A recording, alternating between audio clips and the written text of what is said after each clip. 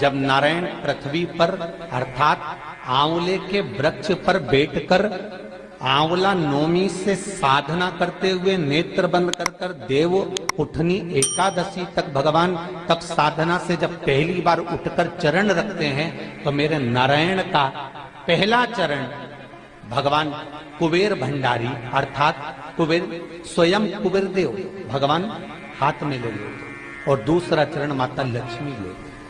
देखिए भगवान नारायण के एक चरण को हाथ में ले रहे हैं, दूसरे चरण को लक्ष्मी ले रहे हैं। निवेदन करूंगा मैं आप सबसे, महाराज मान लो कोई व्यापार में अगर तकलीफ हो, कमाई अच्छी नहीं हो रही हो, व्यापार नहीं चल रहा हो, तो निवेदन करूंगा कि किसी के चक्कर में मत पड़ना, कहीं जाकर पूछना मत ही। केवल देव उठनी एकादशी के दिन जो अभी आने वाली है कार्तिक के महीने में देव उठनी एकादशी, इस दिन एक सिक्का जब रात्रि को आप तुलसी जी की पूजन करें, ठाकुर जी की पूजन करें, एक सिक्का उसको नीचे रखकर उसको भगवान को विराजमान कर तुलसी माता या शालिग्राम जी को विराजमान कर फिर पूजन करें। सुबह ब्रह्म मुहूर्त में 4 बजे जब आप देवता को उठाएं, वहां पर जब लीपन करें और उठाने जाएं उस गन्ने की झोपड़ी के अंदर, तो वो सिक्के को अपने पल्लू में डालकर हल्दी की कटोरी में भरकर दुकान में व्यापार में व्यवसाय में रख देंगे। अगली एकादशी तक बताना जरूर कि कितना लाभ मिला, कितना कमाया आपने, सूचना जरूर देना हो, बताना जरूर कि कितना प्राप्त हो। क्यों?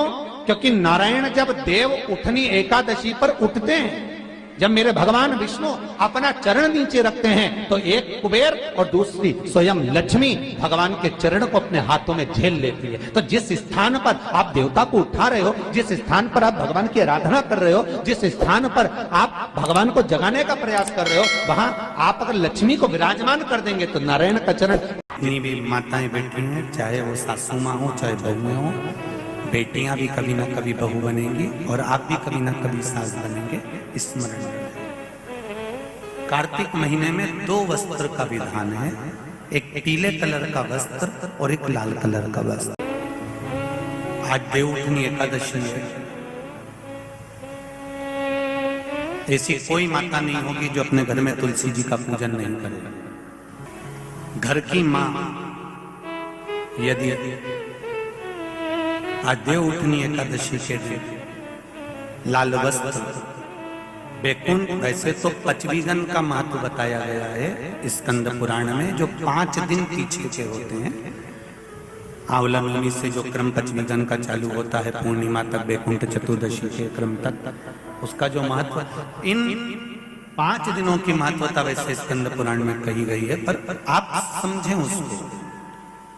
लाल वस्त्र अगर कार्तिक महीने में तुलसा महारानी पर ओढ़ाया जाता है और वही वस्त्र बाद में रख लिया जाता है संभाल कर, तो उस घर में किसी कर्म गति के कारण भी अगर अपशब्द निकल रहे होते हैं तो वो अपशब्द वो वस्त्र रोक लेता है, वो वस्त्र रोकता है।